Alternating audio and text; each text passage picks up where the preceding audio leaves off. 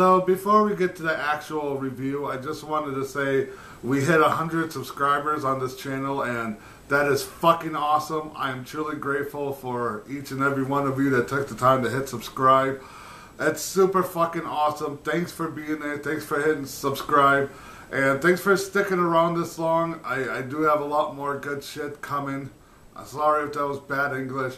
But I do have really awesome shit planned for this summer. And it's almost spring, so we're almost there. And yeah, just want to say thanks for the 100. I had video ideas planned, but couldn't get to them. So this will have to do for now. But now let's get on with the actual review. Welcome to Realistic Reviews. On today's review, I'm going to be talking about the Cold Steel Outdoorsman Lite.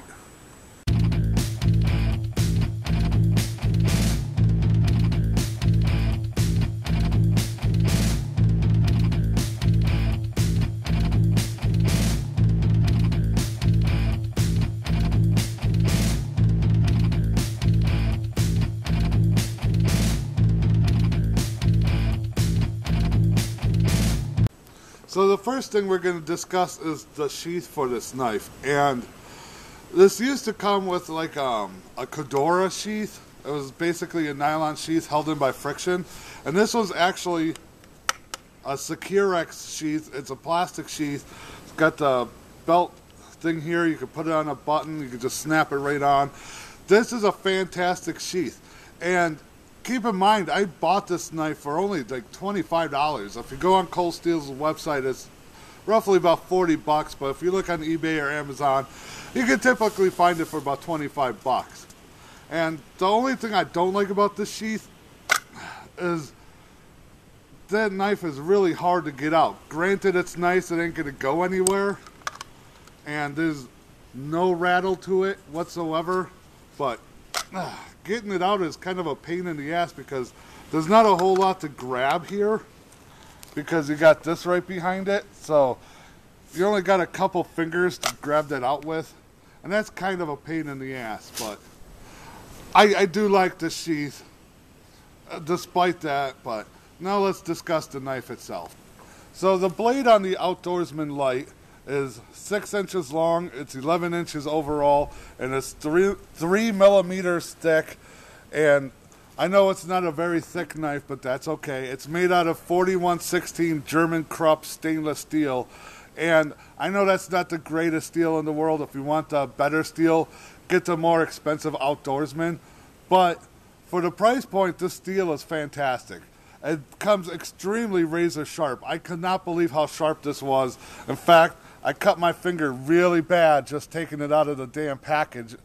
I just barely touched this and it got me almost to the fucking bone. This is insanely fucking sharp, and I have not touched this edge yet. So it's still factory edge. And I like this fucking knife. The handle for it, it is full tang. You can see the tang sticking out. And what they do is they cover it in polypropylene. So it's a tough ass handle over a full tang. And then they wrap that in like a Kryton. They call it Cry-X, I believe. And it's got like these little nipple-like things on here. It's super, super grippy. It's got a nice little palm swell right here. And this is one of the most comfortable knives I've ever held in my life. I love this handle. And with this part being here with this exposed tang, I know a lot of people don't like that. But actually what it is in a self-defense situation, you can just like bash your enemy with it. So it makes a less than lethal option for self-defense. And this, if you use it for self-defense, you're just going to slash somebody to shit because it's super sharp. Now this is primarily a hunting / camping knife. And that's what this false edge on the back is. It's actually a bone breaker. So if you're hunting and you want the marrow out of a bone, you bash with that and you get the marrow. I don't know anything about that. I've never done that. I don't plan to. But I will tell you that this thing with a fire striker, like a ferro rod, it shoots off great sparks with it. So that's what I'm going to use it for, because I don't plan on breaking bones for marrow. And I'm not going to take this knife out and beat the shit out of it anytime soon, because I'm going to spend the summer taking this with me for camping and hiking and stuff, and for hunting season I'm going to use this as my primary hunting blade. And I'm going to come back come winter time and give an update on this to see how well it held up. So I'm really going to give it a long-term tryout and see how it does. But since I discussed just how sharp it is, let's see for ourselves just if it's as sharp as I said. I really fumbled that one up, didn't I? Sorry about fumbling around with my words. I seriously do that in every fucking video. That's going to become a running joke. But anyways, I got this piece of wood that I had split a while back, and this is very dry, dead hardwood. It's not rotten, but it is very tough wood. And this is a factory edge, and I'm just going to carve this up a little and see how well it does. Look how it just bites right in there. Now, if you're using this bone breaker as a as a push cut, whatever, that's gonna fuck your finger up. But I'm barely even putting any effort into this at all. And if you had to make a feather stick or something, this is gonna do it fucking easy. And it's super sharp. It's got some great jimping on the back for your thumb. This is a fantastic knife. And I know I have yet to review a Cold Steel product and say it's bad. And I am not a Cold Steel fanboy by any means. It's just they make a lot of practical stuff for not a lot of money. And not a lot of other companies are doing that. So, of course, I like Cold Steel stuff because I'm poor as hell and I can afford stuff like this. So it's just something to consider. It's a great budget knife if you don't have a lot of money. This will serve you very well. Granted, it's only 41/16 stainless, so it's not going to hold the edge super long. And it is very light, so it's not really a chopper.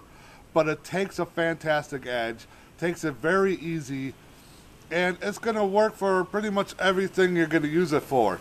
And being that it's 41/16, the rust resistance on this is absolutely insane. I mean, I saw a video, I believe it was by Nut and Fancy, who put a 41/16 Cold Steel blade in a salt bath for a month, and there was no rust on it at all. So if you're living near an ocean or high moisture environment, definitely consider getting something like this.